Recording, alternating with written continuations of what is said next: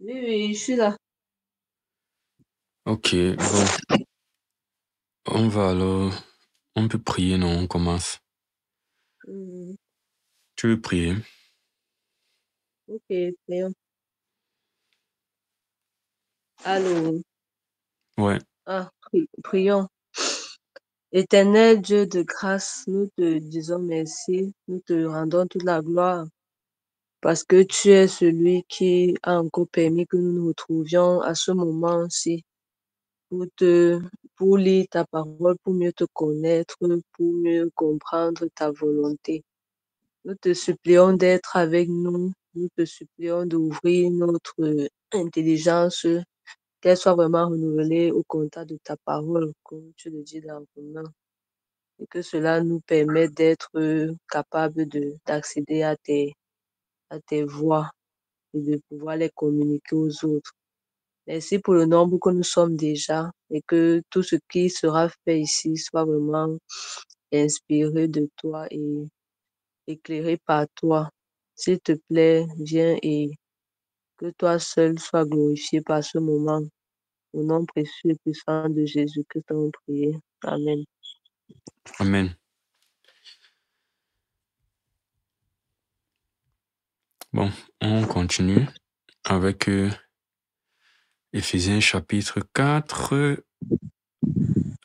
La dernière fois, on a vu un peu, je pense, l'idée générale et on a commencé la lecture verset par verset jusqu'à quel verset?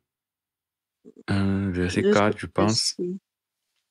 4, Je crois 5, qu'on était 6. oui, on voulait entrer dans. Il a donné les uns comme apôtres, non? On doit aller jusqu'à 10. Ah bon? On n'est pas allé jusqu'à 10. Bon. C'est que c'est Je au me moins jusqu'à rappelle 7. que, oui, on Parce qu'on a est. la partie un seul Hmm, Dieu, un seul Seigneur, une seule foi, un seul baptême. Je oui, crois que c'est là qu'on s'est arrêté. oui. Ok, on peut continuer donc. Donc, verset 7. Mais à chacun de nous, la grâce a été donnée selon la mesure du don de Christ. Donc, partant du fait qu'il disait qu'il y a un seul Seigneur, une seule foi, déjà l'idée était l'idée de l'appel à l'unité. La dernière fois, je pense qu'on Mhm, a bien parlé en fait de la paix, de l'unité, de la paix qui était le lien de l'unité de l'esprit, n'est-ce pas? mhm, Il nous appelle à mhm. concevoir l'unité de l'esprit par le lien de la paix.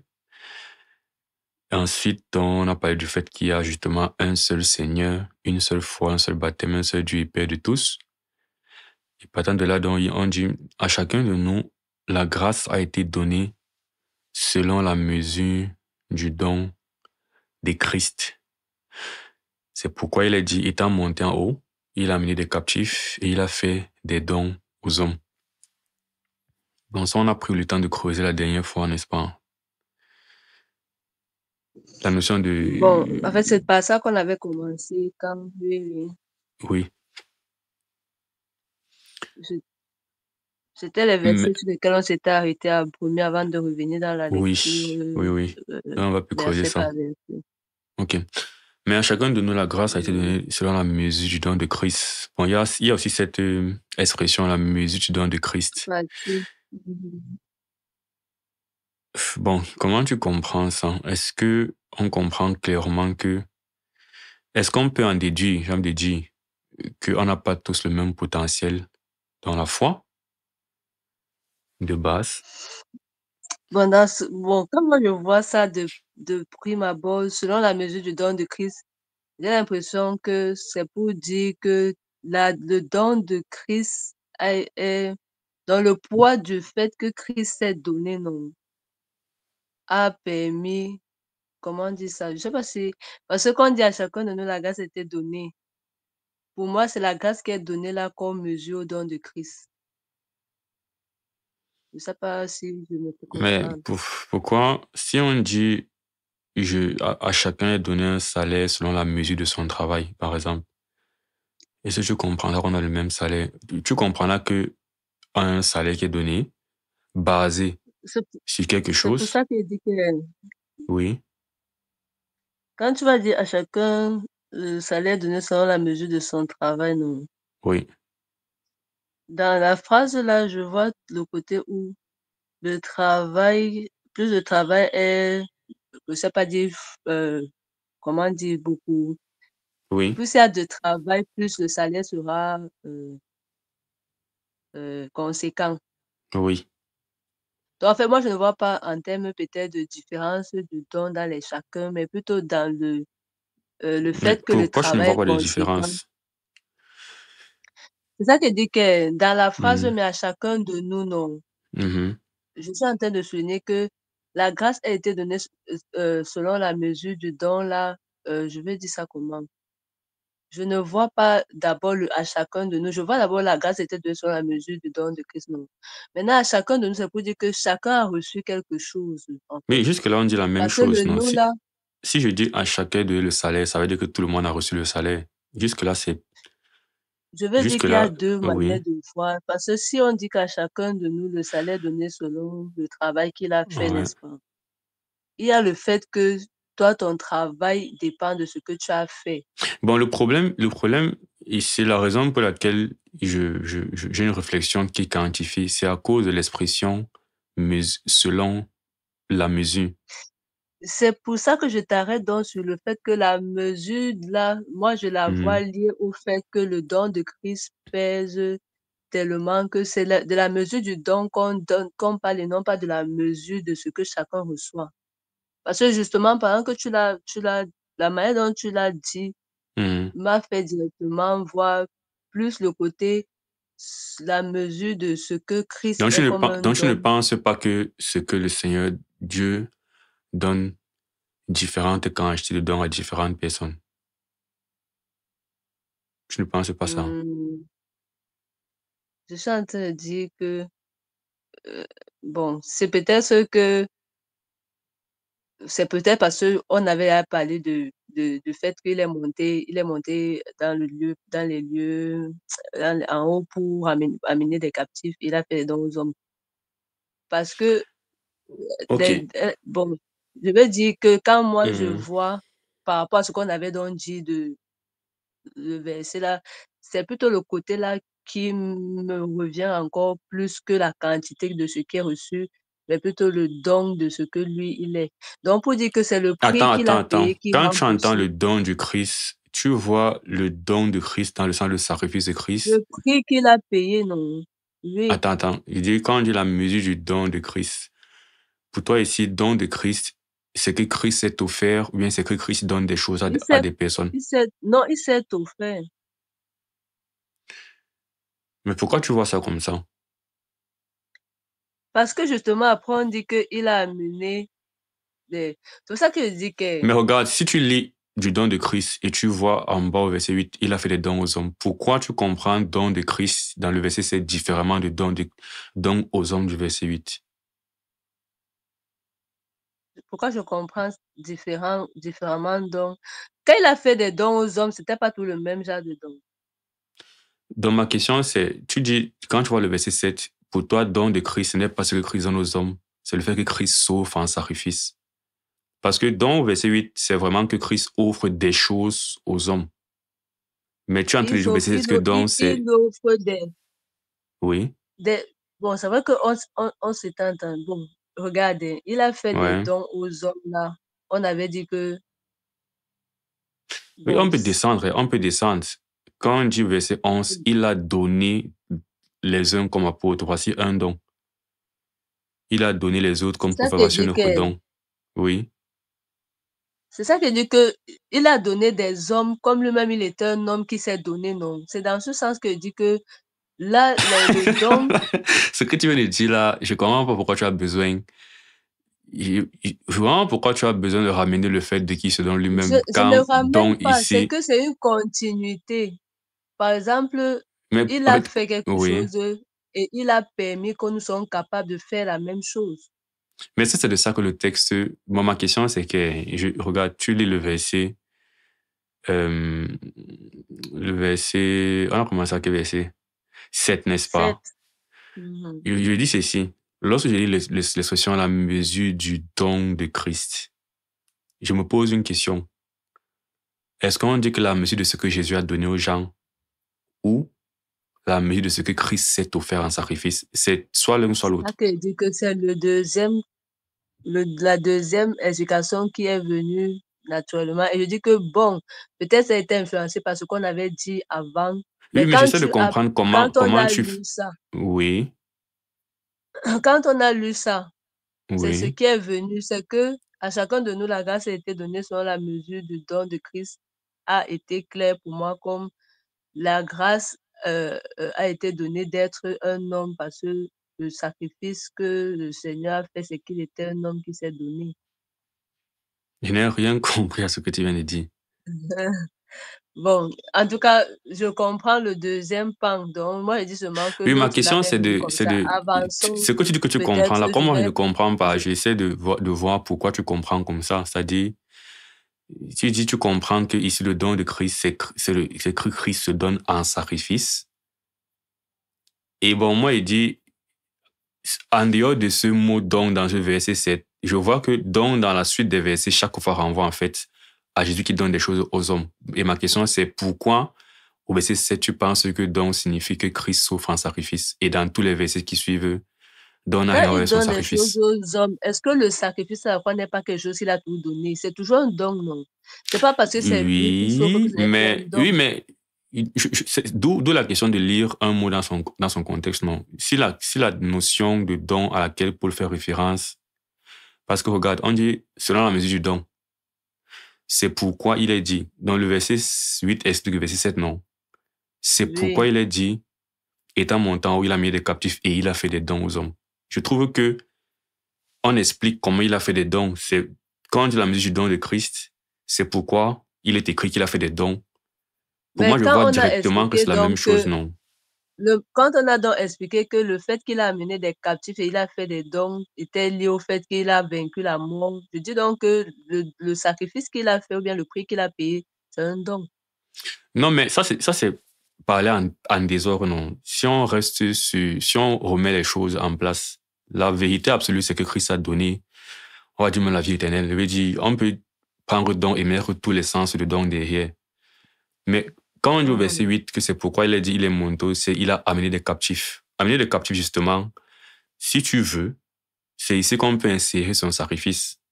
Parce qu'on a expliqué que il amène des captifs dans le sens que son sacrifice libère les personnes. C'est Donc, pour ça que je s'il dis faut qu'on que intègre, attends un peu, je Christ, finis. S'il faut c'est qu'on pour... intègre la notion de Oui. son sacrifice, on voit qu'il a mis des captifs. Ce qu'il dit, c'est que quand on dit il a fait des dons aux hommes, à ce moment, le sens de don est spécifique, justement. C'est que quand il dit Je il a fait des dons reprends. aux hommes, on voit plus bas que ce don, ce sont ces différents. Parce qu'on n'a pas dit un don, tu vois, on dit des dons au pluriel. Tu es d'accord qu'on a dit qu'il a fait des dons au pluriel, non? Oui, oui. Ça veut dire qu'ici, quand il a Mais fait les des dons là, dons, ce n'était pas... On a dit que oui, les dons là, c'était les ministères, non? oui. Et les ministères là, c'est pas toujours les hommes qui les font. La question, c'est qu'est-ce que le don? Si tu dis que c'est le ministère, C'est pour alors ce ça n'est donc plus que le je dis que sacrifice de Christ. avançons. Non, est-ce que le mot don est obligé d'avoir le même sens dans tous les trucs? Avançons plutôt. D'où je veux donc, tu veux qu'on parte au vu que c'est ça, en fait, qu'on est en train de dire maintenant au verset 8 au verset 4, 7, que signifie don. Et on sait qu'au verset 8, don signifie ministère. Au verset, du moins, quand le verset 8 et le verset Quand on va 11, aller jusqu'au verset don, 10, le verset mais dit c'est ça que je dis ceci. justement que je veux comprendre le verset 7. Donc, bon, ok, on lit jusqu'à où On avant a de dit que revenir au verset on 7. comprend, comme j'ai dit d'abord, que les hommes sont on prend le don dans le sens qu'il a donné des choses aux gens. Puis je t'ai dit que dans le deuxième sens, moi, je trouvais que c'était lié à la suite. Je Bon, dis attends, on avance que alors. Parce que je veux pas que tu dises seulement que c'est avançons pour avancer. Je veux qu'on avance ensemble. non, c'est pas pour avancer, c'est C'est parce que ça qui dit en qu'on va ayant, lire jusqu'au verset 10 et puis on va revenir au bon, verset 7 alors. oui. Donc le verset 7 dit, mais à chacun de nous, la grâce est donnée selon la mesure du don de Christ. C'est pourquoi il est dit, étant monté en haut, il a amené des captifs et il a fait des dons aux hommes. Or, que signifie les montées, sinon qu'il est aussi descendu dans les régions inférieures de la terre? Celui qui est descendu, c'est le même qui est monté au-dessus de tous les cieux, afin de remplir toutes choses. Par le Non, verset afin 10. de remplir toute chose, pour moi, c'est toujours ça la mesure du don de Christ. Toujours dans le sens que le fait de son sacrifice qui est suffisant ou qui nous libère ou bien qui libère la captivité, comme on disait, c'est ce que moi j'appelle. C'est pour ça que je dirais que moi j'ai l'impression que c'est d'abord le fait qu'il se soit donné ou bien qu'il nous ait libérés d'abord qui fait que maintenant on a reçu la grâce, on a reçu les dons et tout ça. Comment le verset 10 pour toi, le fait de lire afin de remplir toutes choses, comment tu lis que c'est lié à la mission du don de Christ? Je ne comprends pas comment tu fais le lien là. C'est son don qui remplit toutes choses, non? Le don de lui en tant que sacrifice parfait, non? Qui remplit toutes choses. Bon, peut-être il faut alors qu'on Et explique aussi comment tu est-ce comprends qu'on remplir toutes entend choses par comment? remplir toutes choses. Oui. Parce Pour que moi, remplir toutes choses, oui. oui. Non, vas-y. Non, ce que je vois ici, c'est que Paul donne une image de Christ qui est en bas et qui est en haut. Alors il est partout. C'est tout ce que je vois. Parce qu'on dit, celui qui est descendu, c'est le même qui est monté afin de remplir toutes choses. Donc, l'intérêt pour moi de dire ce qu'il a dit avant, c'est d'expliquer ce que veut dire remplir toutes choses. Ou alors, remplir toutes choses est la conséquence du fait qu'il est à la fois descendu et monté. Donc, je ne vois pas comment... Bon, il est monté veut dire que il est ressuscité.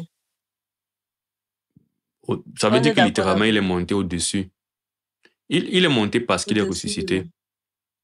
Oui, Il c'est ça, dit, je quand on dis dit que celui qui est il est descendu, monté. Quand on oui, commence par que signifie il est monté, sinon qu'il est aussi descendu, ça veut dire qu'il ne peut pas être ressuscité s'il n'était pas là-bas mort. C'est ça, non? oui, oui. Maintenant, celui qui est mort, c'est le même qui est ressuscité, qui est monté au-dessus de tous les cieux, qui est allé là-bas en haut, où on dit qu'il est monté en haut pour amener des captifs, afin de remplir toutes choses. Donc, pour Mhm. moi, le remplir toutes choses là, c'était plus qu'il y avait quelque chose à faire pour que les captifs soient libérés. Qu'il y avait quelque chose à faire pour que la mort n'a plus de pouvoir sur nous, en fait, sur les personnes qui croient en lui. C'est dans ce sens-là que moi je vois qu'il est descendu, puis il est monté. Il a monté, il a amené dans les captifs et il a donc fait des dons. Et je disais Tout donc ce que que tu dis est vrai. Le problème, c'est plus au niveau de de comprendre la relation entre les différents éléments que tu dis. Tout ce que tu dis est vrai. C'est que c'est vrai que s'il ne mourait pas, il n'avait pas ressuscité. S'il ne mourait pas, on ne serait pas sauvé. S'il ne mourait pas, il ne monterait pas en haut. Mais la question, c'est pourquoi est-ce qu'on dit que la mesure du don de Christ, c'est lié à remplir toutes choses directement. Et ce n'est pas don dans le sens de le fait que le verset 8 dise qu'il a donné des choses aux hommes. C'est pourquoi on lit le verset 7. Moi, ma question, c'est on lit le verset 7. Le verset 8 explique le verset 7, mais on a d'abord laissé le verset. En lisant le verset 8, il semble qu'on aurait une certaine compréhension de don. Mais si on continue à lire le verset 9 et 10, on va arriver au verset 10 et avoir une autre compréhension de ce que c'est que dans le verset 7. Et je trouve donc ça étrange comme approche, non? non, le truc c'est que tu as dit tout à Mhm. l'heure que, parce que je t'ai dit que c'est obligé que les dons soient pareils. Parce que si on veut regarder dans ce sens-là, le premier don, il en a parlé au singulier. Et tout à l'heure, tu as dit qu'il a bien dit des dons. On a dit que c'est au pluriel. Oui, non, On peut si donc je dire que donne des choses aux gens, j'ai fait un don, non. Quand on dit le don de oui, Christ, si je donne les le- dons spirituels, c'est que j'ai fait un don et j'ai aussi fait des dons. J'ai donné des choses, donc j'ai fait un don. Mais si mon don est à plusieurs personnes, ce sont donc des dons que j'ai fait. Donc, quand il pourquoi disait, n'avoir donc pas dit pourquoi la mesure je des vais dire dons? Pourquoi que le du don? sacrifice de Christ n'est pas plusieurs dons, en fait, c'est ce qu'il veut dire.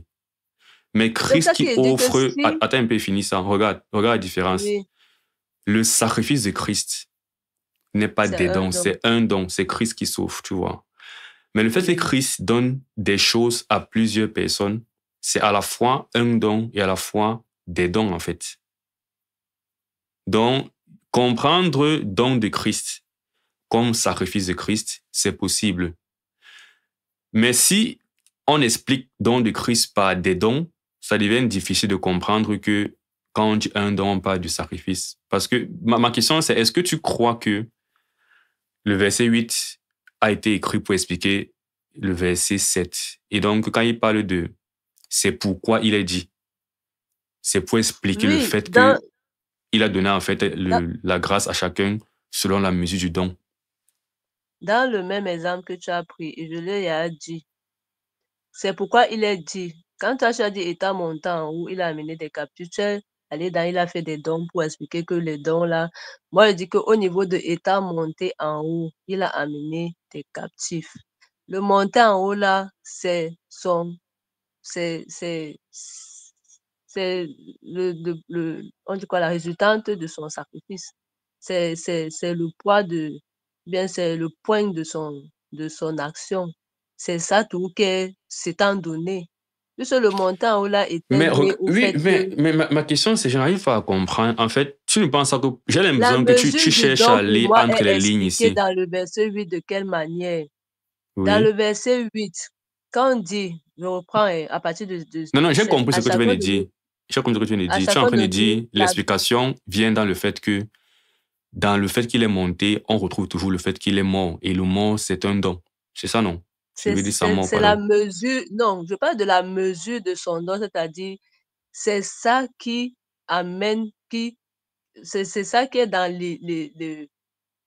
je sais pas comment dire, l'image d'amener les captifs, c'est que dans le poids de son sacrifice permet de libérer des gens. C'est ça que je suis en train de dire que moi, je Oui, vois bien mais comment le une verset fois de 8 plus, explique, regarde, le oui, verset, si au verset 7, oui. rappelons-nous qu'on parle de l'unité ici, là, et il est en train de vouloir amener le fait que chaque personne, finalement, il y a une diversité dans la façon, parce qu'on parle du fait qu'il y a un seul Seigneur, un seul baptême, un seul tout ça. Mais quand il dit, mais à chacun de nous, la grâce a été donnée, déjà, dis-moi si tu comprends comme moi, dans l'esprit de ce chapitre où il parle d'unité, je pense qu'il veut maintenant amener le fait que partant d'un seul Seigneur, chaque personne fait des choses différentes, en fait, dans ce corps unique. C'est pourquoi il dit mais. Ça veut dire que Oui, quand on parle de il y a un seul, au verset 4 et 5, tu vois. Verset 7, mais c'est comme il met en opposition. On parle du fait qu'il y a un seul Seigneur, mais étant tous unis dans ce même Seigneur, à chacun de nous, en fait, la grâce est donnée selon la mesure. Ça veut dire que, attends, j'ai fini. Étant parti du fait qu'il est en train de dire maintenant ce qui concerne la spécificité de chaque personne, le verset 8, en fait, explique cette notion de don qui est spécifique, bon, de grâce qui est spécifique à chaque personne. Parce qu'il dit à chacun de nous la grâce. Donc, chaque personne a reçu la grâce selon la mesure du don de Christ. Donc, quand le verset 8 dit, mais c'est pourquoi, ce qu'il veut dire, c'est que pour moi, le fait qu'il passe par état monté, il a mis les captifs, il est en train d'arriver, en fait, à l'explication du don. Donc, parce que tu me dis en gros, ce que je commence, c'est que tu dis l'explication de ce que tu entends par la mesure du don de Christ. Toi, tu la vois dans le fait qu'il est monté, il a mis des captifs. Et dans ça, on retrouve dans sa mort. Donc, au verset 7, finalement, la mesure du don de Christ, c'est lié à sa mort. Est-ce que c'est ça que tu dis? oui, que la mesure du don de Christ est lieu oui, au prix que ce qu'il a payé, à la signification de son sacrifice. Et bon, une fois donc qu'il a expliqué déjà ce que ça signifie entre étant monté, il a mis des captifs, quel est maintenant l'intérêt de il a fait des dons aux hommes? Ça veut dire que ma question, c'est donc, il aurait donc parlé du fait que la grâce est reçue selon la mesure du don de Christ. Mais Il a lorsqu'il fait le vient, don aux hommes est lié au oui, fait qu'à chacun de nous, la grâce. C'est pour ça que je t'ai dit que quand j'ai commencé, j'ai dit qu'à chacun de nous, là, pour moi, ce ne sera pas dans le sens que obligatoirement différent, mais que à chacun de nous, la grâce, justement, c'est que nous avons reçu quelque chose de lui dès que on a été libéré de quoi là, bon, du péché ou ok, bien de la captivité. selon toi, la grâce là, c'est quoi? C'est la grâce de la vie éternelle. Oui. Bon, je comprends le problème que tu as depuis. Je ne pense pas qu'il parle de la grâce de la vie éternelle. Justement, pour revenir dans l'idée de ce passage, moi, je suis en train Mhm. de voir qu'il dit que nous avons en commun certaines choses, mais maintenant, à chacun de nous, une grâce a été donnée. Mais cette grâce n'est pas la grâce de la vie éternelle parce que ça, c'est commun à nous. Je veux dire, pour moi, ça n'aurait pas de sens, en fait, si, quand il dit la grâce est donnée à chacun de nous, il n'est pas en train de payer la grâce générale qui est la vie éternelle. Moi, je vois qu'ici, il est en train de vouloir migrer vers les différences qui existent dans un corps, même si nous sommes unis au verset 5 et 6 par un Seigneur, une fois un baptême, un seul Père qui est au-dessus de tout. Donc pour moi, je ne crois pas qu'au verset 7, quand il dit la grâce, il parle du pardon, par exemple. Parce que oui, si tu comprends la grâce par le pardon, je ne veux pas commencer à te dire cela que chacun a reçu un pardon différent. C'est clair que c'est le même pardon. Mais c'est parce que moi, je pense qu'il est en train de vouloir dire que la manière dont nous agissons dans ce corps unique-là varie. Et c'est toute l'idée de l'unité, c'est que nous sommes unis dans ces principes-là. C'est un seul Dieu. Si tu veux même, pour te dire pourquoi c'est comme ça que je comprends ça, dans un autre passage de ce genre, on va dans 1 Corinthiens 12. Je pense qu'il y a Yes. un peu le même langage là-bas. Oui, oui, je voulais justement qu'on parle de ce texte. Allons-y. Bon, verset 12, il y a des versets dedans, mais le même esprit. Pour moi, c'est un peu la même chose. Mhm, Un seul Seigneur, mhm, un seul esprit et tout ça, n'est-ce pas? Mais mhm. divers dons. Donc, divers dons, divers ministères, mais le même Seigneur. Diversité d'opérations, mais le même Dieu qui opère tout en tous. Or, à chacun, la manifestation de l'esprit est donnée pour l'utilité commune. En fait, je n'ai même pas réalisé à quel point les deux se ressemblent. Et pour moi, justement, à Oui, chacun, la manifestation de l'esprit là est ouais. donnée. C'est pour dire que l'esprit se manifeste chez chacun, mais ce sera différemment parce que la continuité de mon raisonnement, c'est pas que comme la grâce est commune, tout le monde fait la même chose. La grâce est commune, là, c'est qu'on a justement reçu la vie éternelle dans le sceau, l'esprit et tout ça.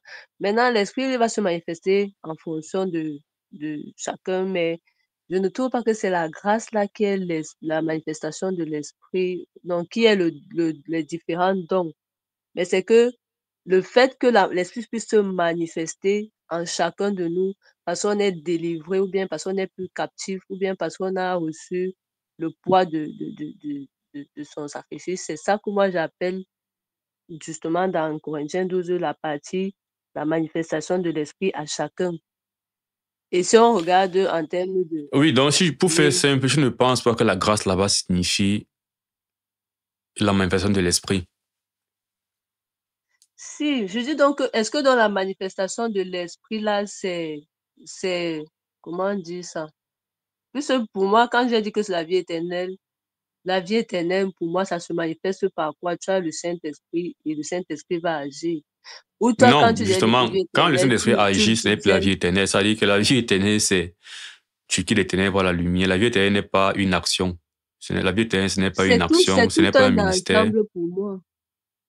Pour Pour toi, moi, mais la ce vie qu'elle veut dire, c'est éternelle, que j'essaie d'être spécifique, en fait, avec ces tests. Parce que si on mélange tout, on peut plus être spécifique dans ce qu'on dit. La vie éternelle, c'est, oui, la vie éternelle, c'est tout ça. C'est la vie chrétienne et tout ça. Mais veut dire, surtout si on est dans un texte qui parle des dons spirituels, qui parle des aptitudes, bien des ministères, je pense qu'on doit être un peu plus spécifique. Je peux dire que la vie éternelle, c'est toute la vie de l'apôtre Paul. Mais il y a une différence entre la réalité que l'apôtre Paul soit un chrétien comme moi, qui est la vie éternelle dans le sens qu'on a le pardon, et la réalité que c'est un apôtre, je ne suis pas un apôtre. Nous sommes déjà différents. Nous sommes deux personnes qui ont la vie éternelle, mais il y a une différence qui est que il est un apôtre avec un certain nombre de choses. Je ne suis pas un apôtre. Donc, si on dit seulement vie éternelle, on ne sera pas spécifique dans le fait que nous sommes deux personnes ayant la vie éternelle, mais qui avons deux ministères différents, en fait. Et donc, moi, je suis en train de dire que je crois que quand il dit qu'à chacun est donné une grâce, je vois que c'est similaire à ce qu'il est en train de dire ici. Ça veut dire que c'est un seul même esprit, Mais maintenant, la manifestation de l'esprit que toi tu as et que moi j'ai est différente. Maintenant, la raison pour laquelle c'est une grâce pour moi, c'est que déjà, je comprends ça spontanément. Mais si je te rappelle, par exemple, si on repart dans Éphésiens, par exemple, n'est-ce pas? Je pense que Paul a employé cette même expression de grâce. Si tu te rappelles, on en avait même aussi parlé. Quand il disait, il a demandé si c'est que les gars pouvaient se représenter, en fait, je pense, un truc comme la grâce qu'il a reçue de Christ. Voilà, regarde le verset 1, Éphésiens 3, verset 2. Si du moins vous avez appris quelle est la dispensation de la grâce de Dieu qui m'a été donnée pour vous. Parce que quand je lis la grâce de Dieu qui m'a été donnée pour vous, pour moi, c'est même pas la vie éternelle qui m'a été donnée pour vous. Si je te rappelle, ici, cette grâce, c'était ces choses que par la suite dont il parle. C'est que dans son rapport avec Dieu, Dieu lui a fait comprendre et voir des choses, en fait, qu'il a pour les Éphésiens. Parce que Paul a reçu ces révélations-là. Il peut maintenant les enseigner, ces choses. Il dit, la grâce de Dieu qui m'a été donnée pour vous. Je comprends pareil que Paul, en fait, a reçu certaines aptitudes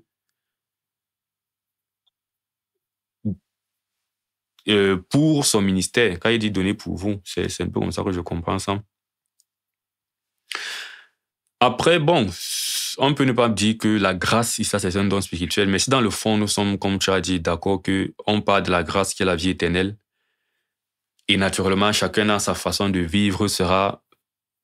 Tu as dit, tu n'es pas en train de dire pour autant qu'on ne sera pas différent, c'est ça, non? Même si on parle tous de la grâce qui est la conséquence de la mort de Christ, qui est le pardon, la vie éternelle. Bon, peut-être on va dire que dans le fond, on est d'accord, mais sur la forme, il y a des détails qui divergent. Mais ok. Ou bien tu voulais rajouter quelque chose? Non, non. Donc, en gros, si on parle donc sur à chacun de nous, la grâce était donnée selon la mesure du don de Christ, ce serait donc selon la mesure de ce que Jésus a donné à chacun. Oui, selon le fait qu'il donne comme il veut. Et mesure serait pour moi le fait que ce côté de comme il veut, non. Ce côté de, il n'y a pas une règle, il n'y a pas une règle, en fait, objective. C'est que il décide, en fait, à toi, tu vas recevoir ceci, et à l'autre, tu recevras cela. Tout ça, ce sont des dons. Attends, je relis encore, parce que je n'avais pas réalisé à quel point 1 Corinthiens 12 était très pareil. Mais quand je lis 1 Corinthiens 12, en fait, c'est comme si ça disait ce que je comprends dans Éphésiens.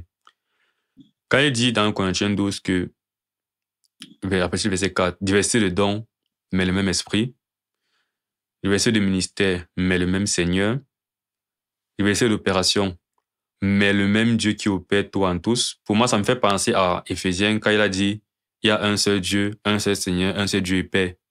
Donc c'est comme si les fins de ces versets-ci, même esprit, même Seigneur, même Dieu, c'était le verset introductif là, qui disait un seul Dieu et tout ça. Et la partie du maintenant, mais à chacun, la grâce est donnée. Je prends les débuts ici, du verset de don, de ministère, d'opération, c'est le côté, chacun reçoit une grâce. Et à ça, maintenant, pour expliquer, comme il disait, la façon de le comprendre, à partir du verset 7, quand il dit, or, à chacun, la manifestation de l'esprit est donnée pour l'utilité commune. Et il dit au verset 8, en effet, à l'un est donné par l'esprit une parole de sagesse. Bon, il dit les différentes qui sont données. Je pense que c'est le verset 11. Quand il dit, un seul et même esprit opère toutes ces choses, les distribue à chacun en particulier comme il veut. Ok, pour moi, c'est ça. Ce que, comment dire, ce que produit comme il veut en moi est similaire à ce que j'entends quand je vois selon la mesure du don de Christ. C'est un peu ça qu'il voulait dire.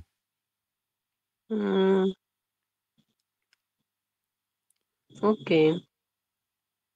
Ma question pour toi était, est-ce que tu penses que c'est ce qui t'a peut-être gêné quand il dit, est-ce que tu penses que de base, on a des potentiels différents? Non, non, c'est pas ce qui m'a gêné. C'est que euh, moi, en fait, dans le verset-là, je ne voyais pas une contradiction avec le fait qu'on ait des potentiels différents. Je voyais juste que ce n'était pas encore de ça que la partie là traitait, qu'on en parlerait plus bas. Mais bon, comme on dit là, Ah, c'était ok, là. ok, je vois. Ça n'est pas d'une question de forme, alors. Mm. L'autre différence qu'on pourra voir, effectivement, mais une fois de plus, aujourd'hui, je pense pas que ce soit trop pertinent de vouloir différencier le don qui est l'aptitude et le don qui est le ministère. Parce que même ici, en dehors de vouloir être méticuleux sur des détails qui, dans le fond, ne sont pas importants, je pense que Paul fait ce qu'il fait souvent, c'est déjà, il utilise la répétition d'une même idée, mais sous diverses formes. Donc pour moi, quand il dit il y a diversité de dons, mais le même esprit, et il dit diversité de ministères, mais le même Seigneur, pour moi, c'est pas vraiment deux réalités très différentes. Parce que ce qu'on aime souvent dire ici, il a dit esprit, là-bas, il a dit Seigneur, donc c'est toujours différent. Mais, comme il dit dans ses écrits, il fait souvent ça. Si tu prends par exemple Romains 5, quand tu lis Romains 5, il va te dire par exemple que, comme par le péché d'un homme, la condamnation atteint tous les hommes, par la justice d'un homme, la justification atteint tous les hommes.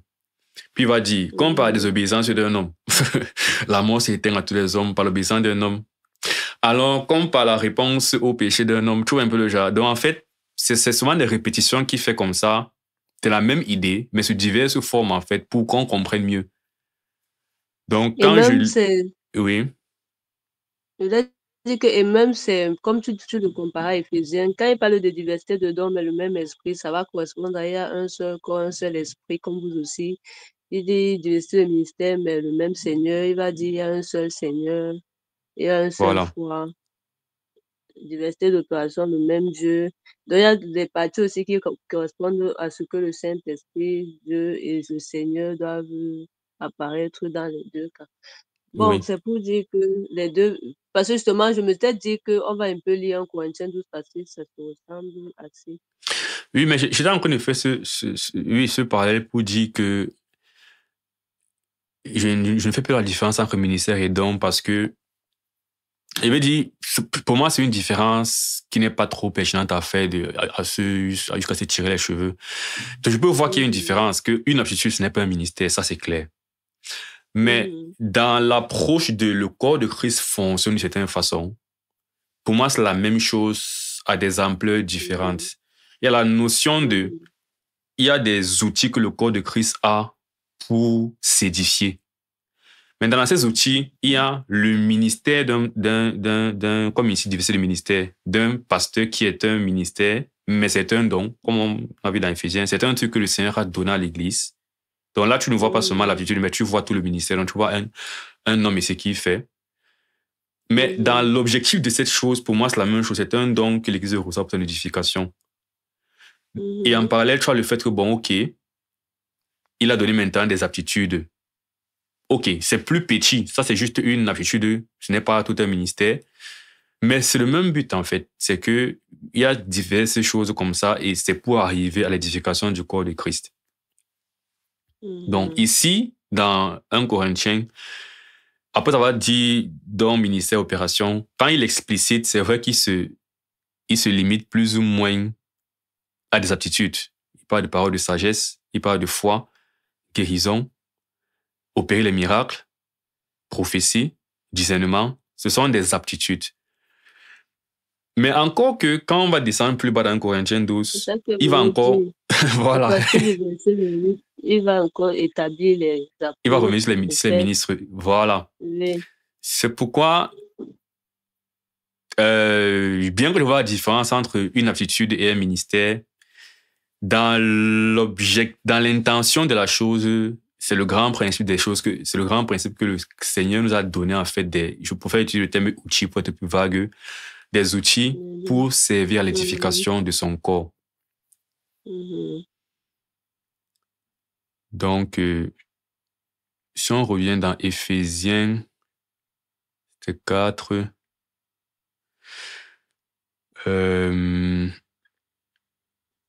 voilà, à chacun de nous, la grâce a été donnée selon la mesure du don de Christ. Bon, que ce soit don ici au début, dans le sens ce que Christ a donné ou ce que Christ s'est donné. Dans le fond, c'est pareil. Ou bien ce sera les mêmes implications. Verset 8, c'est pourquoi il a dit, étant montant en haut, il a mis des captifs et il a fait des dons aux hommes. Or, que signifie les montées, sinon qu'il est descendu dans les régions inférieures de la terre. Autre parallèle, je t'avais dit que j'aime bien en fait noter quand tu peux voir explicitement dans deux épîtres de Paul que Paul, c'est la même personne. Genre le fait il a souvent des mêmes façons de dire des choses. Et déjà, je viens de réaliser vraiment la similitude entre Éphésiens et 1 Corinthiens 12. C'est-à-dire qu'avant, je savais que les deux passages parlent des dons, mais cette formulation, en fait, où il parle en fait d'une unité et de la diversité dans l'unité pour l'action commune qu'est l'édification, notamment la formule qu'on vient de voir, même Seigneur, même Dieu, un Seigneur, un Dieu et tout ça. Bon, c'est intéressant, c'est un autre truc que je vois que Paul parle vraiment de manière similaire dans deux épîtres. Mais il y a aussi un autre truc que j'ai à l'esprit. Est-ce que ça te fait penser à un passage quand il dit il est monté, qu'est-ce que signifie qu'il est monté sinon qu'il est descendu dans les régions inférieures de la terre? Est-ce que tu as un passage où Paul parle de la même notion concernant Christ à l'esprit qui te vient? Non. Hein? Pas vraiment. Non, pas précisément. Quand il va te montrer, tu vas dire, ah oui, c'est vrai. Dans Romains 10,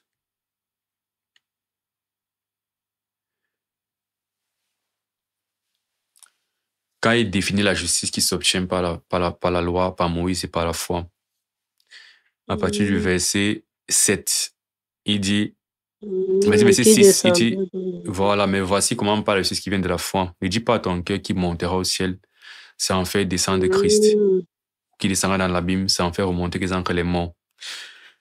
Et c'est très intéressant. En fait, je veux dire, l'importance, parce que ce passage, bon, c'est vrai que il y a plusieurs implications. Il y a par exemple un clin d'œil qui fait à Deutéronome. D'ailleurs, ça, c'est qu'il est en train de citer Deutéronome ici, quand Moïse ne dit pas qu'il ira de l'autre côté du Jourdain. Justement, quand pour tu la as loi. dit, ça voulait dire plutôt dans l'Ancien Testament, pas dans les épîtres de Paul. Mais je vois que voilà vraiment ça. Oui, du coup, c'est justement là, c'est qu'il y a encore cette notion d'interprétation apostolique, c'est que, bon, pas forcément, mais un peu quand même, oui, parce qu'ici, il va prendre ce langage de Moïse et l'appliquer en fait à Christ et conclure sur le commandement qui est maintenant la foi. Tandis que Moïse, quand il finit cette formule, il conclut sur le commandement qui est la loi. Quand il dit qu'il ne dit pas qu'il monte, qu'il ira, qu'il redescendra, il dit voici le commandement, mets-le en pratique. Ici, pour finir de dire ça, il dit la parole est près de ta bouche et dans ton cœur. Oh, c'est la parole de la foi que nous prêchons. Si tu confesses. Donc, il prend le langage, mais il le met à jour et il l'applique à la foi. Mais aussi dans cette question de le besoin, en fait, de que Christ descende et que Christ remonte. Donc, pour moi, le fait qu'il en parle deux fois me fait comprendre qu'il y a aussi une certaine importance à vraiment intégrer la descente dans l'abîme et le fait d'aller au-dessus, tu vois. Je veux dire, parce que voilà, pour revenir à cette question, quand il ne dit pas qui montera, c'est en fait descendre de Christ. Ça veut dire quoi faire descendre de Christ? Parce que ça, c'est un problème. Si tu poses la question et que tu te trouves en train de faire descendre de Christ, c'est un problème. Moi, le problème, c'est que c'est comme si tu annules en fait l'incarnation. C'est comme si tu annules la nature. Attends, un peu près de qui montera au ciel. Voilà. C'est comme si tu annules le fait que Christ, en fait, aujourd'hui, soit après sa mort est rentré au ciel, soit vient du ciel. Ben, supposons que dans le texte de Moïse, c'est quoi le problème? Tu voudrais mettre en pratique la loi de Dieu et maintenant tu sors un prétexte qui t'empêche d'obéir. Tu dis, en fait, la loi de Dieu est trop loin, c'est au ciel. Qui peut partir au ciel pour me l'amener? Tu vois? Donc, quand tu dis donc, ouais, qui peut partir au ciel? Moïse te dit, non, le ciel est descendu et me l'a donné. Donc, tu ne peux plus faire comme si c'est impossible de l'accéder. Et ici, Paul dit, bon, tu ne peux plus dire qu'il montera au ciel dans la mesure où le ciel est venu à nous, en fait. Donc, tu ne peux plus faire comme si c'est inaccessible. Le ciel est venu à nous. Christ est venu. Et pareil, si tu dis qu'il descendra dans l'abîme, un peu comme pour dire que, bon, le bénéfice qu'on aurait à partir dans l'abîme, en fait, je ne peux pas l'avoir. C'est dommage. Il dit, non, tu ne peux pas dire ça parce que quelqu'un est déjà allé dans l'abîme. Si tu parles comme si c'est impossible, tu es en train de faire remonter Christ. Donc, tu es en train de nier que Christ est descendu. Donc, il y a ce côté de... Bon, c'est évident que tu ne peux pas nier la nature céleste de Christ, ni le fait qu'il soit mort Mais le fait qu'il emploie ce langage de descendre dans les profondeurs de la terre et de monter dans les hauteurs du céleste à deux reprises, et même qu'il Mhm. conclut carrément dans Éphésiens qu'il y a un intérêt à cela, c'est que Christ soit tout en tout. Ça fait que je vois Mhm. qu'il y a en fait un truc derrière ce langage de Christ, elle est allée dans la Bible, Christ est allé au ciel. Il y a une Mhm. profondeur, je n'arrive pas à me mettre le doigt dessus, mais ça me paraît en fait plus, plus pertinent que simplement de dire que Christ aime ressusciter. Tu vois, moi, je vois un truc, C'est- voilà. En tout cas, comme je disais, je trouve tout ça intéressant quand dans deux épîtres, tu vois, il a le même langage. Ça te montre quand même que c'est la Mhm. notion dont il parle, est une notion, il ne l'a pas dit en passant, c'est vraiment un truc que dans sa compréhension, c'est un concept qui est clair en fait. De façon à ce qu'il en parle à plusieurs reprises et sous des formes un peu variées. Mais il y a un fond Mhm. que tu as l'impression qu'il y tient, quoi. Donc, moi, je trouve ça très fascinant.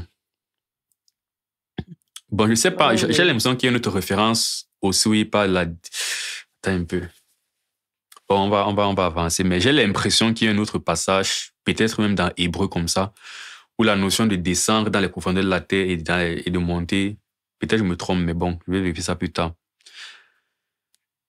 Euh, donc, c'est le verset 8. C'est pourquoi il a dit, non, c'est pas le verset 8, c'est le verset 10, 9 à 10. Or, que signifie il est monté, Mhm. sinon qu'il est aussi descendu dans les régions inférieures de la terre. Celui qui est descendu, c'est le même qui est monté au-dessus de tous les cieux, afin de remplir toutes choses. Bon, voici, il y a un intérêt, par exemple, c'est le fait il remplit toutes choses. Il est allé dans le lieu le plus Mhm. bas et il est dans le lieu le plus haut. Donc, il remplit toutes choses. Maintenant, est-ce que c'est une façon de parler où il y a vraiment un truc concret qu'il faut qu'on... Parce qu'il dit afin de remplir, un peu comme si avant de faire, s'il ne remplissait pas toutes choses. Tu vois ce qu'il veut dire? Mhm. Mhm. Bon, est-ce que c'est une figure de style? Bon, je pense donc qu'il y a un truc, en fait concret, il y a une réalité spirituelle peut-être qu'on ne mesure pas, qui fait que Paul en parle comme ça. Mais bon, c'est peut-être un détail. Verset 11. Et il a donné les uns comme apôtres, les autres comme prophètes, les autres comme évangélistes, les autres comme pasteurs et docteurs, pour le perfectionnement des saints en vue de l'œuvre du ministère et de l'édification du corps de Christ. Bon, est-ce qu'il y a des commentaires à faire ici ou... Bon, à part comme on avait fait une fois que les uns, comme on a dit dans Corinthiens 12, que premièrement les apôtres, secondement les prophètes, il y a souvent une hiérarchie qui est donc établie à partir de là. Et je crois que là, Ouais. quand on en parlait, c'était plutôt pour dire que bon, c'est une énumération. Maintenant, est-ce que ça veut dire que vraiment l'ordre la compte? Pas obligatoirement. Qu'est-ce que tu en penses? Ah, tu dis pas obligatoirement. Oui, puisque dans l'autre, dans Éphésiens, justement, il n'a pas classé. C'est vrai que c'est toujours le même ordre à peu près. Maintenant, est-ce que ça veut dire que c'est un classement hiérarchique? Moi, je crois pas. Puisque après, quand il a dit tous sont-ils apôtres, tous sont-ils prophètes, tous sont-ils le don des miracles, il finit par dire qu'Astéro dans les meilleurs et la voix de par excellence, c'est l'amour. Donc, ouais, il va continuer pour dire que d'une manière ou d'une autre, l'idée c'était que chacun doit servir. Un peu comme on dit que si l'idée générale ici, c'est que chacun dans le ministère, dans le corps, fasse sa part. Mais On n'a l'un pas n'exclut pas besoin l'autre. lui, de classifier. On avait dit l'un n'exclut pas Le l'autre. fait que chacun doit faire son ministère n'exclut pas qu'un puisse être supérieur à l'autre. Tu n'es pas d'accord, hein? Moi, je ne vois pas comment si, bon, C'est comme quand on dit que dans le corps humain, c'est même le principe du corps humain. Je veux dire, le doigt a son importance, mais le doigt n'a pas l'importance du cœur. sauf que dans le corps humain ou bien dans le corps de Christ, lui, il a dit que c'est ceux qui sont moins dignes de quoi là on doit honorer. Justement, tu vois qu'il fait d'abord une classification. Ensuite, il dit comment on agit au regard de la classification, non? Non, bon, je sais pas, dans Corinthiens, il a d'abord souligné que c'est ceux qui sont moins dignes de tout qu'on donne avant de citer qu'il y a les gens qui sont premièrement apôtres et autres. Oui, mais je vois le passage justement dont tu parles, non, que c'est même ceux qui sont... Il faut justement trouver l'expression dont tu parles là, qui dit C'est qu'il faut là qu'on au couvre plus verset d'honneur. 23 C'est un dans Corinthien Corinthiens combien? 12. C'est toujours dans 12, verset 23, bon, à partir de 22. Bien Verset plutôt, 23. Mhm. mais bien plutôt les membres du corps qui paraissent être les plus faibles sont nécessaires et ceux que nous estimons être les moins honorables du corps, nous les entourons d'un plus grand honneur. Ainsi, nos membres les moins honnêtes reçoivent le plus d'honneur Il n'entend et pas Dieu a honnête d'abord. disposé, pardon, et Ici, Dieu a disposé c'est le bizarre. corps de manière à Il emploie donner le plus terme, d'honneur à ce qui en manquait, il emploie le terme afin qu'il n'y ait pas honnête. de division, mais que les membres aient également soin les uns des autres. Tu disais, Il dit que ici, il emploie le terme honnête. C'est bizarre, oui. non? Oui, est-ce qu'ici, il parle d'un potentiel spirituel ou bien il parle en fait d'une vie d'obéissance ou pas? Parce qu'il dit les membres les moins honnêtes. Comment toi tu comprends ça? Est-ce que comment tu comprends ça en fait? Quand il dit moins honnête, reçoit plus d'honneur.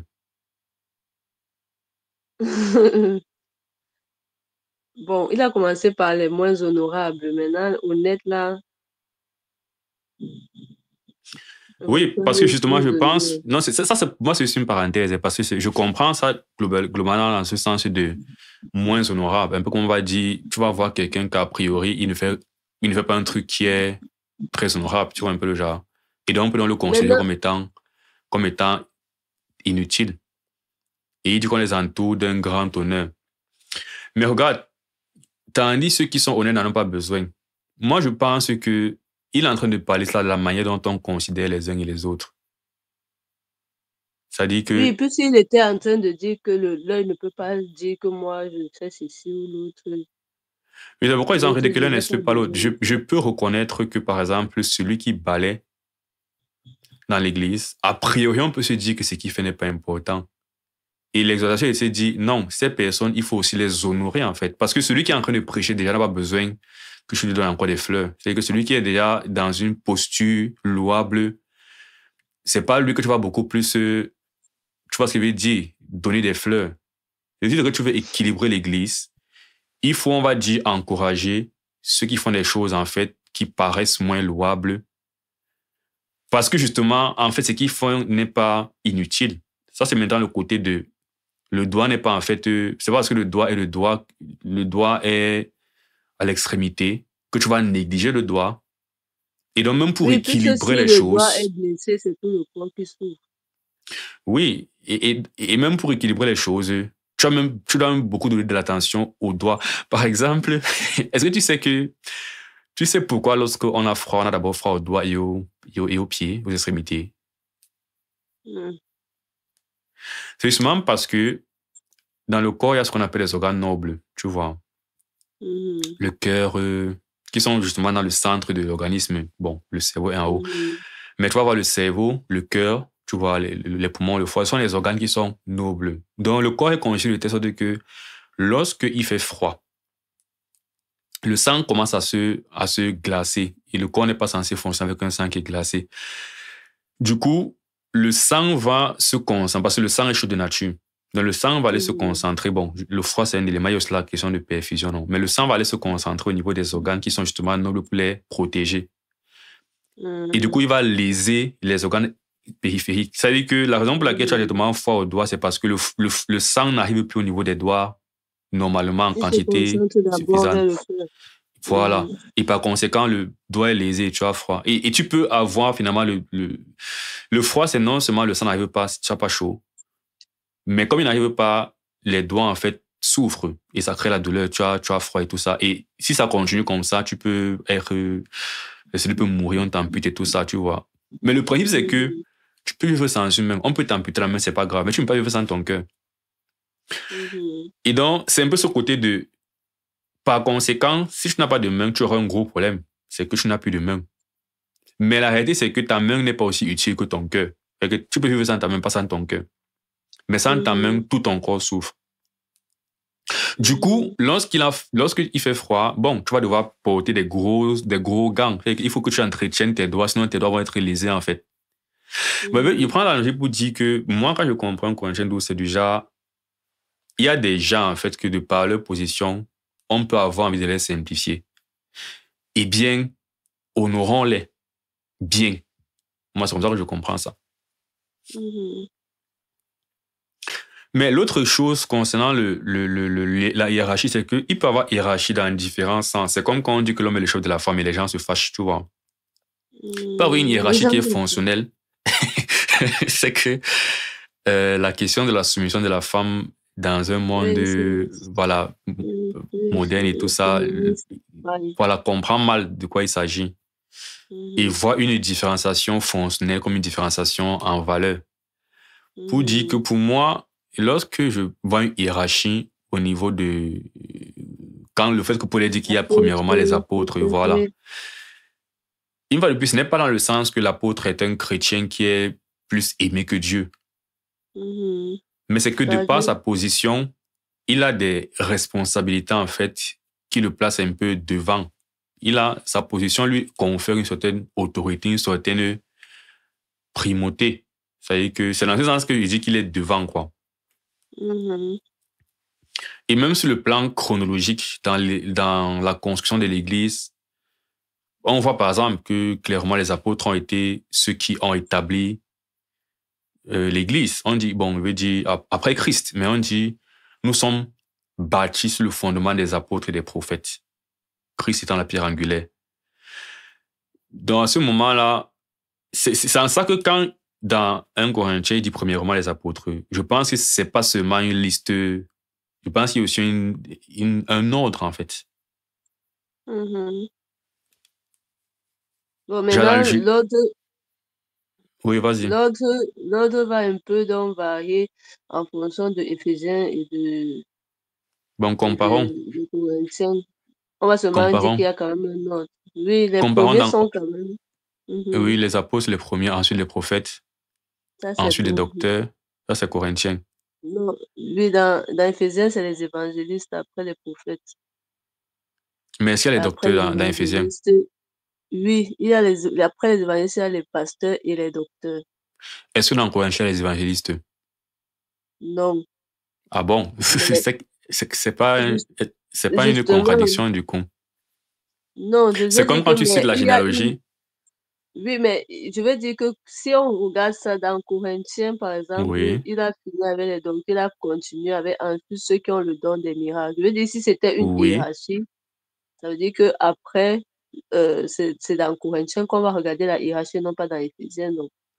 Mais je dis simplement que moi, je trouve que les deux sont consistantes, non? Si c'est que tu trouves une catégorie citée dans les deux qui vient dans un ordre différent, ok, là, on peut dire c'est pas pareil.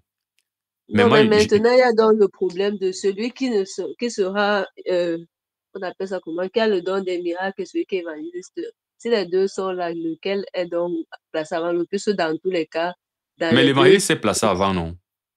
De Dans quoi? Éphésiens, tu as dit que il a cité Dans évangéliste avant, Éphésiens, non?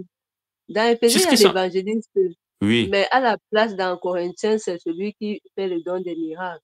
Oui, mais après, dans Éphésiens, après évangéliste, c'est quoi? Dans Éphésiens, après, ben, c'est les pasteurs et les docteurs. Qui sont ici Non, au-dessus de celui qui fait donne les miracles, non? oui. Donc, si En fait, le l'évangéliste est docteur, au-dessus en du tout cas, docteur, ça si veut dire que c'est l'évangéliste est à au-dessus du partir de. docteur, allez au-dessus de celui qui fait donner les miracles. Hmm. Ça veut dire donc que l'évangile est aussi au-dessus bon, il est après le prophète Oui, et avant le docteur. et avant le docteur et les pasteurs. Et ça a même du sens. Regarde Timothée. Timothée établit des anciens, par exemple, et Timothée est évangéliste. Hmm. Mhm. Moi, ça fait sens.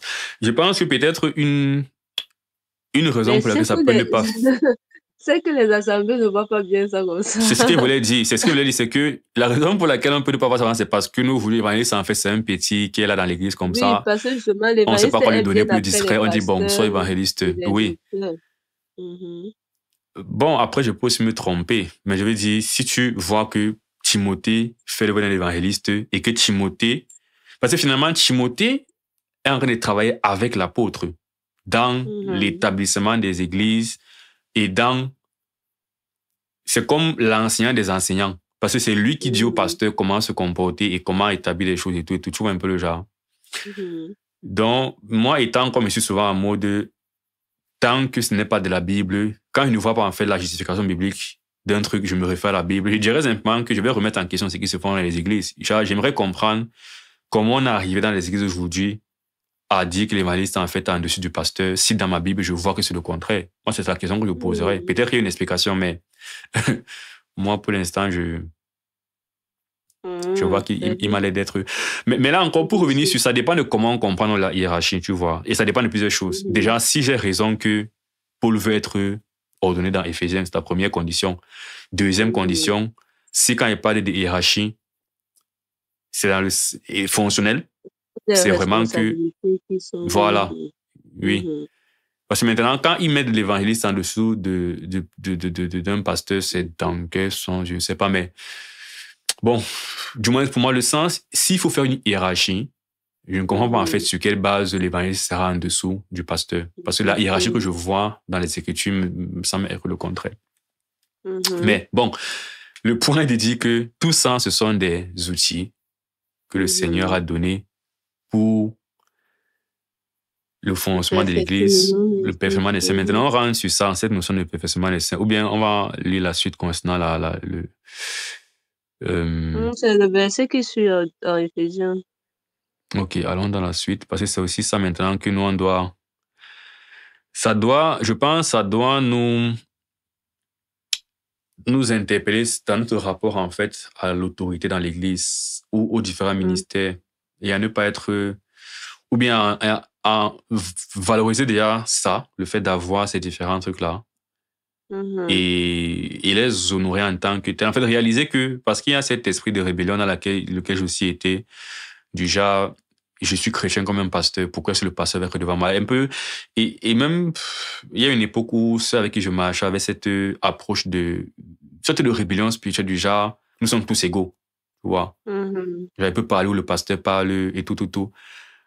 Mais moi, ça m'intéressait plutôt à voir une fois de plus l'ordre, que tu n'as pas la Mhm. grâce d'un pasteur, tu n'as pas la grâce, bon, le mot grâce était un peu controversé, mais tu n'as pas reçu justement la fonction d'un pasteur Mhm. ou bien un apôtre d'un prophète. Donc, reste à ta place, en Le fait, tu cahier des vois. charges, oui, oui. Le cahier des Mhm. charges, voilà. Donc, Mhm. tu peux être un chrétien bouillant et tout ça, mais tu ne... Alors, si c'est que tu estimes que tu as atteint un niveau, traverse l'idée de chrétien et entre dans l'office d'un pasteur avec Mhm. toutes les responsabilités Ça, c'est incombe. qu'est-ce que ça Mhm. incombe, parce que c'est facile de dire que tu te comportes pasteur sur la base de la connaissance. Mais le pasteur n'est pas Mhm. seulement marqué par sa connaissance. Encore que souvent, Mhm. tu te crois connaître, mais c'est pour cela que j'ai été humilié. En fait, quand tu commences à lire la Bible, tu crois que tu connais beaucoup. Jusqu'à ce Mhm. que tu vraiment t'assais avec quelqu'un qui connaît la Bible et tu te rends compte que bon, tu peux connaître beaucoup, mais il y a rien qui connaisse plus que toi, tu vois. Encore. Mhm. Et, ou bien simplifier, par exemple, le fait que le pasteur passe par une formation.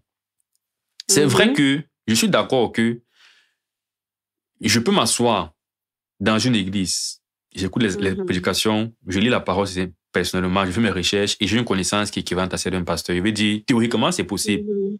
Mhm. Mais pour moi, marcher avec cette réalité comme étant la plus probable et même me considérer parfois égal à des pasteurs, c'est de l'orgueil. C'est déjà, je pense que c'est plutôt normal d'assumer d'abord que celui qui est un pasteur, tu n'es pas plus spirituel que lui dans le sens que Dieu aussi dans sa vie comme il est dans ta vie en fait. Et en plus, il a eu Mhm. il a eu le fardeau d'être un pasteur. Donc forcément, le travail que moi j'ai en tant que chrétien qui cherche Dieu là, dis-toi qu'il a ça, mais multiplié par le fardeau du pasteur. Mhm. Donc, il y a une sorte Déjà que d'humilité que je pense qu'il faut avoir quand on considère les différents, une fois de plus, de grâces que Dieu a données aux gens, quoi. mhm. Et tu voulais Oui, dire? parce que en réalité même, comme tu dis, la connaissance n'est pas le seul élément parce que le pasteur, oui, par excellence, ou bien Jésus, le bon berger, tout ça, c'était, lui, connaissait la parole, mais maintenant, c'est la vivre, c'est Ouais. l'enseigner aux autres. Voilà, C'est paître un troupeau. Parce que c'est tout facile ça. d'être là, tu dis que, mais quand on te met là pour que tu t'occupes de quelqu'un, tu le suives et tout ça, c'est pas facile. En fait, c'est un peu la même chose. C'est plus la même Et chose. c'est dans ça donc on voit le pasteur à l'œuvre. Parlant de suivi, je pense seulement au fait que j'ai souvent en moyenne, on va dire, disons, 3 âmes que je suis en même temps. Ça me Mhm, dépasse, mon mhm, frère. Même mhm. dire que tu es vraiment en train de prier pour elles, tu es en train de prendre les nouvelles, tu es en train de Oui, t'assurer qu'ils avancent et tout de c'est manière, pas, tu c'est vois, c'est pas pas facile. facile. Et un Mhm, bon pasteur, parce que là, quand il dit pasteur, on sait qu'il y a des mauvais pasteurs, tu vois, il y a des pasteurs qui ne sont même pas mhm, convertis. mhm, Là n'est pas la question. Mais c'est plus une mhm, approche de, et moi, tous ces trucs, c'est où je préfère juger des gens de la manière la plus fair possible, de la plus mhm, favorable possible. Ça veut dire que si je te vois et que je ne connais rien de toi, je préfère te juger basé en fait sur ce que tu es censé être. Mais dire que tu me dis que mhm. tu es un chrétien, je préfère juger tes actions par rapport à ce qu'un chrétien ferait comme action, quitte à ce Ça ne sait que, plus. voilà, Mhm, demain, ça veut dire que si tu fais une action qui est maladroite et qui peut être interprétée de deux façons, je préfère interpréter ton action de la façon la plus favorable, en fait, parce que tu es un chrétien. Quitte à ce mhm, que je me sois trompé vraiment, tu es un chrétien qui est vraiment dérangé, qui est péché, ou tu n'es pas un chrétien. Mais le fait que tu aies mhm. professé la foi chrétienne, je pouvais te juger comme ça. Pareil, si j'entends que quelqu'un est un pasteur et que je ne sais rien de lui, je préfère donc avoir des dispositions envers l'autorité qu'il a, en fait. Jusqu'au jour où je Mhm, vais voir que, bon, il est un faux dans sa position, tu mhm, vois. Et là, dit, bon, ok, ça devient un peu tricky. Donc mhm, pour moi, c'est l'un des intérêts de voir que la parole nous dit que, bon, voici des outils que le Seigneur a donnés pour l'édification. Mais donc, c'est donc des gens qui ont un poste très important qu'il faut honorer, qu'il faut reconnaître. Bon, voilà, c'était quel verset là? On était à 11 ans, on va à 12. Donc, voilà, pour le perfectionnement des saints, en vue de l'œuvre du ministère, l'édification du corps de Christ, jusqu'à ce que nous soyons tous parvenus à l'unité de la foi et de la connaissance du Fils de Dieu, à l'état d'homme fait, à la mesure de la stature parfaite de Christ, afin que nous ne soyons plus des enfants, flottant et emportés à tout vent de doctrine, par la tromperie des hommes, par leur ruse dans les moyens de séduction, mais que professant la vérité dans la charité, nous croissions à tous égards en celui qui est le chef, Christ. Mhm. Donc, le perfectionnement des saints En en vue de vue de l'œuvre. l'œuvre du ministère. Comment tu veux commenter Mhm. ça? Oui, donc le but final même encore, c'est que ces saints-là ou bien ces personnes dont on prend soin, deviennent encore des outils eux-mêmes Mhm. pour, pour que l'œuvre soit encore plus, ou bien l'édifice soit encore plus grand. Et tout cela dans la connaissance parfaite et vraie de Christ. Exactement. C'est ça qui va aussi me frapper là. C'est que ce n'est même pas que la finalité, c'est que toi, tu sois en fait mature. Mhm, Mais être mature, c'est l'étape intermédiaire pour que toi-même, tu sois un outil dans l'édification de l'Église. mhm. Et tout ça va contribuer à l'unité de la foi dont on parlait au départ. Ouais. C'est déjà, et à la connaissance de Christ parce que il faut arriver en fait à la connaissance du Fils de Dieu, n'est-ce pas? La stature, l'unité de la foi et la connaissance Parfait. du Fils de Dieu. Mhm. Et c'est un peu comme si au début, une seule personne a cette connaissance, entre guillemets. Mais si on prend le Mhm. collège des prophètes et des apôtres qui ont fondé l'Église, ils ont Mhm. donc cette connaissance parfaite-là qui doit nous transmettre. Mais Mhm. maintenant, c'est décentralisé. Lui, il va Mhm. donner la version concentrée au prophète qui peut supporter ça. Mais il va diminuer un peu parce que le Mhm. prophète n'est pas apôtre. Le prophète Mhm. va maintenant aussi donner une partie en bas. Donc, c'est comme si chacun à son niveau donne une portion du truc. Parce que ce que le prophète t'apporte n'est pas ce que l'évangéliste t'apporte, n'est pas ce que Mhm. le docteur t'apporte. Le docteur On dit que tu as exactement. seulement ce que le prophète t'apporte, tu as une partie. Mhm. Et donc, c'est quand tout s'est mis ensemble que tu finis par... Voilà, c'est comme un puzzle que Christ, en fait, a dispatché entre les différents éléments de son corps. Et il faut pouvoir jouir de ces différents éléments pour reconstituer la statue parfaite de Justement. Christ et tout ça. Et une fois que tu l'as fait, il faut le transmettre aux générations futures pour que le corps... Et donc, je sais pas, je pense que c'est bien d'en être conscient et ce serait bien que les églises, en tant qu'ensemble de près dirigeants, soient intentionnels dans cette démarche, que les gens qui sont assis là, en fait, il faut qu'ils deviennent en fait des faiseurs de disciples. Voilà, comme il y a cette expression qui existe en fait dans certaines communautés chrétiennes. Mais ça prend son sens. C'est que le but en fait est de faire des personnes qui vont devenir d'autres faiseurs de disciples. C'est même pas que tu sois éternellement un enfant qu'on est en train d'enseigner. C'est que un jour tu es venu à Christ, tu ne connaissais pas grand-chose. Mais après un temps, tu dois être en fait une source d'instruction pour les autres. Tu n'as pas besoin d'être le pasteur. On est en train de dire clairement que nous devons en fait nous perfectionner, les saints, en vue de l'œuvre du ministère. Donc, il y a un niveau en fait de perfection que tu peux atteindre dans ta position sans être pasteur ou diacre ou quoi que ce soit, dans laquelle tu commences aussi à participer à l'œuvre du ministère d'une quelconque façon. Justement, parce que on appelle ça quoi là?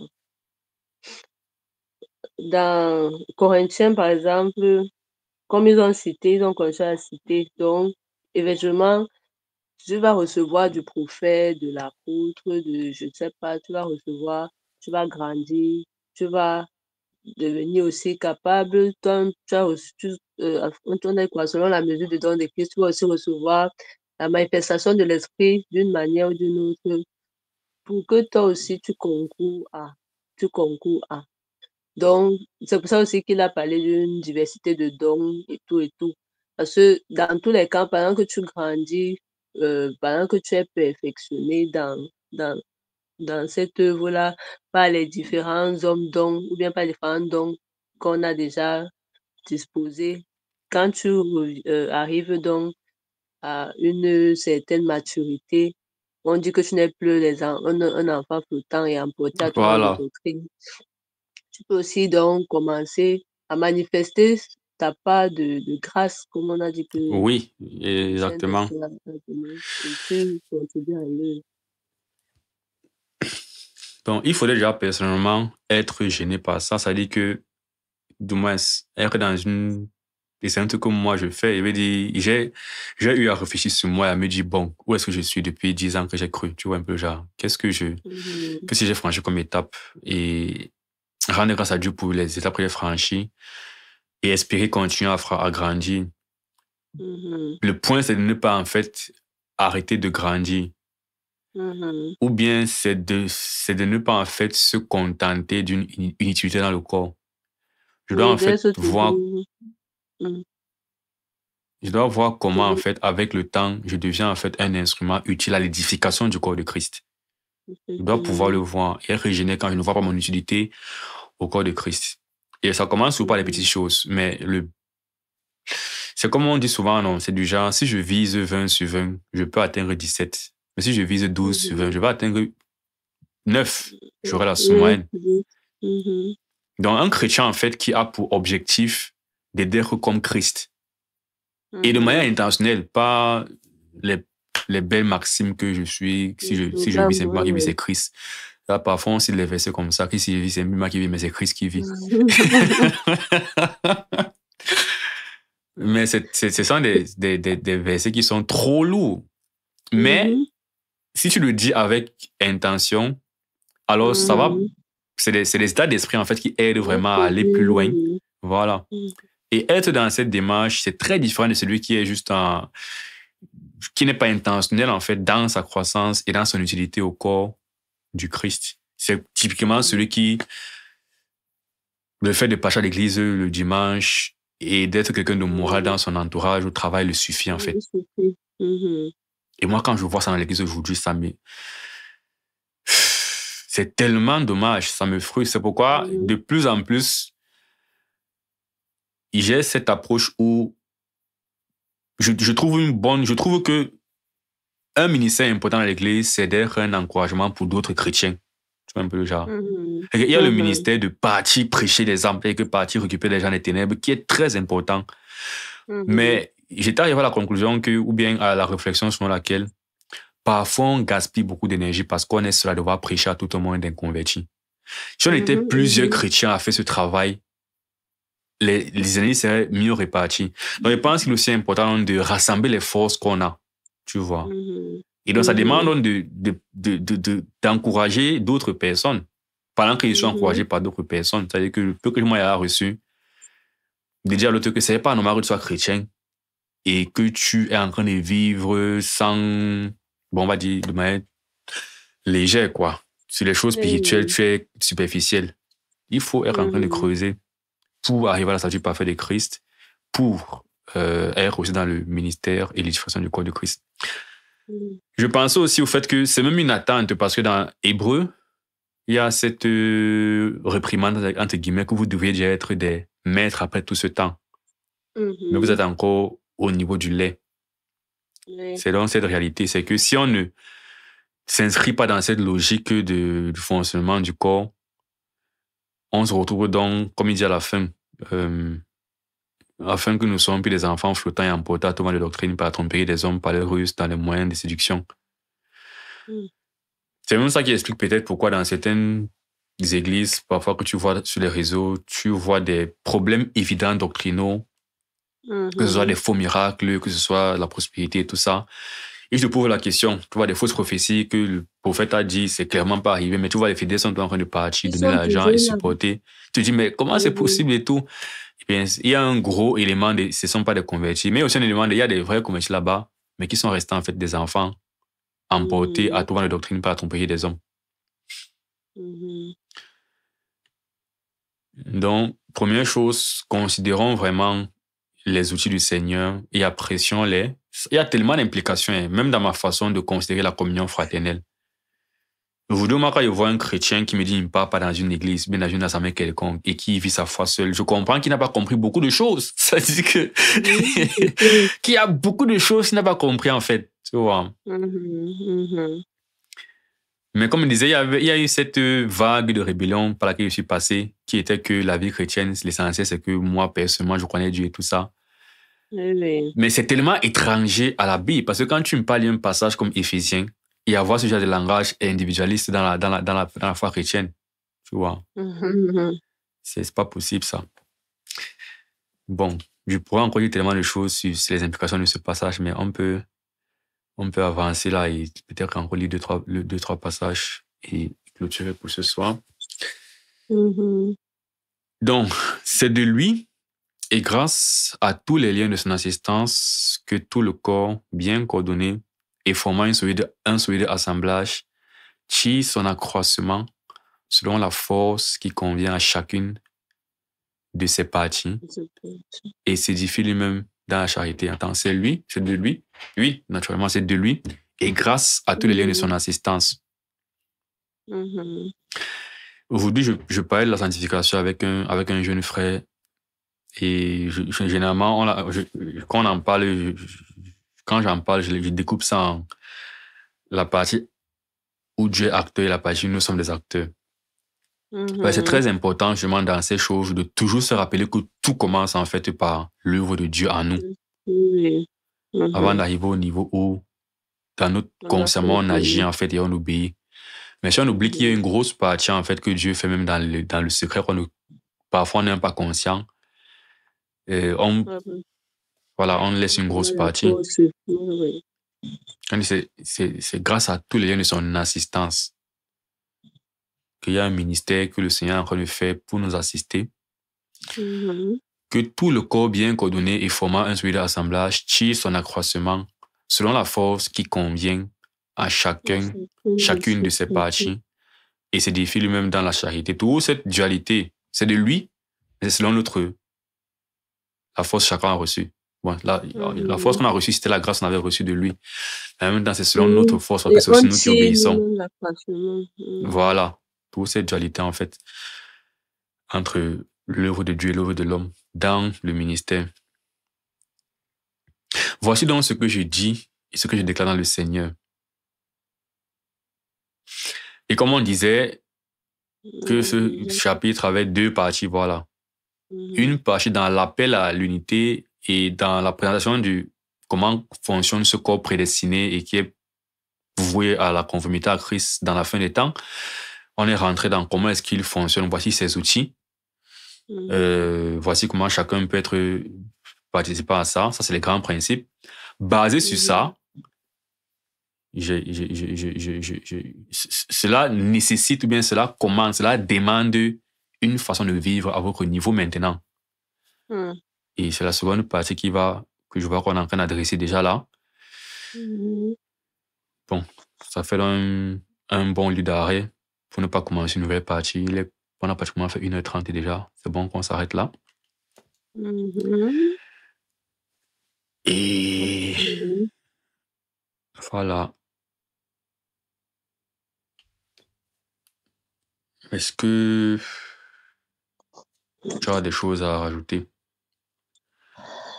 Bon, non, c'est bon, oui, c'est bon. C'est vrai que je souviens seulement que dans la condition de cela, il finit par aspirer dans le meilleur. Pour dire qu'il y a toujours cette histoire d'intentionnalité que nos mamans doivent aussi même s'opérer après, ce qui va nous permettre d'être utile au corps, comme on disait.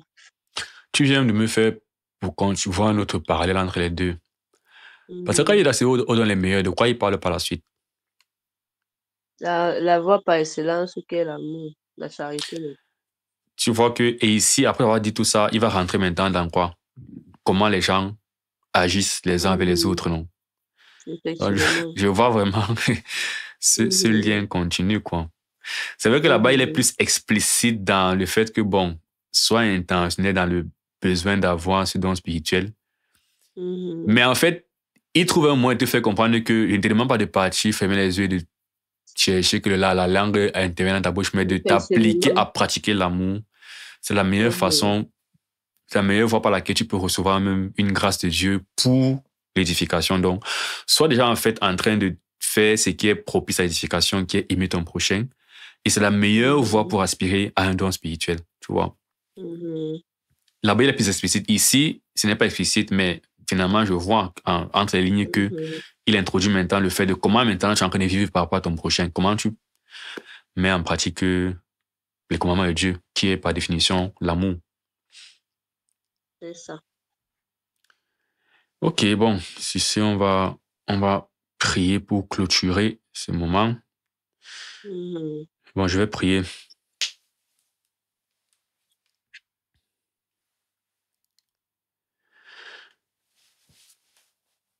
Père Céleste, merci pour cette soirée, merci pour tout ce qu'on a pu voir dans ta parole, merci pour ces échanges qui nous permettent de remettre en question même nos compréhensions ou bien de voir mieux et de ressortir avec une compréhension plus ou moins pratique. Merci de nous donner encore de considérer tous les outils que nous avons à notre portée. Aide-nous dans notre marche quotidienne à les valoriser dans nos assemblées, dans notre perception de la vie chrétienne dans le monde en général. Donne-nous aussi de nous positionner en fait dans le ministère, Seigneur Dieu. Donne-nous de pouvoir réaliser en fait nos progrès que tu as permis que nous puissions faire et de mettre à ton service ces progrès-là. Et aussi de continuer à combler nos manquements pour continuer à grandir. Et voilà, forcément de nous donner ce désir d'être des instruments utiles pour l'édification de ton corps, Seigneur Dieu. Merci une fois de plus pour ce moment. Je te prie pour la semaine, Seigneur Dieu. Aide-nous à vivre auprès de toi. Vraiment. Il y a un combat spirituel, Seigneur Dieu, dans lequel nous sommes. Soutiens-nous dans ce combat et donne-nous la grâce de nous retrouver la semaine prochaine pour continuer dans la méditation de ce livre. Tout prie au nom de Jésus-Christ, notre Seigneur et Sauveur. Amen. Amen. Bonne semaine. Merci à toi aussi.